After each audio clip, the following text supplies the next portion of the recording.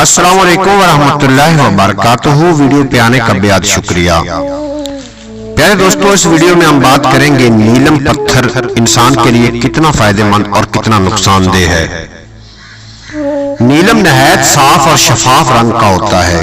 بہت خوبصورت اور چمکدار نیلے رنگ کا پتھر ہوتا ہے۔ اس کی بہترین قسم سری لنکا میں ملتی ہے۔ بعض حضرات سرخی مائل نیلم کو لال، سبزی مائل نیلم کو زبرجد اور بنکشی نیلم کو سنگ مروہ کہتے ہیں۔ یہ نہایت خطرناک پتھر ہے۔ اس کا پہننے والا قتل بھی ہو جاتا ہے اور بھکاری بھی بن جاتا ہے، لیکن اس کے برخلاف یہ بھی دیکھا گیا ہے کہ اس کا پہننے والا نہایت معزز اور دولت مند ہو جاتا ہے۔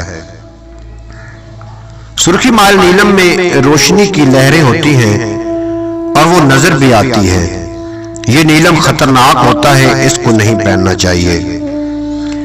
جس نیلم کو زبرجد کہتے ہیں اور اس میں سبزی کے شیڈ ہوتے ہیں، وہ نیلم باعث برکت ہے۔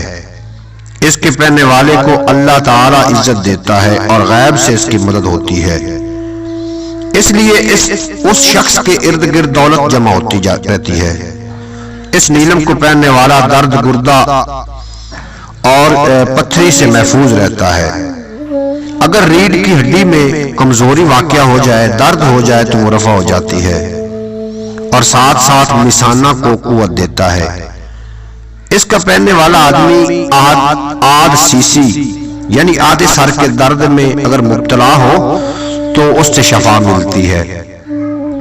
بنکشی نیلم، جس کو سنگ مرو کہتے ہیں اور جس میں بنکشی رنگ کا شیڈ ہوتا ہے، وہ بھی بہت خطرناک ہے۔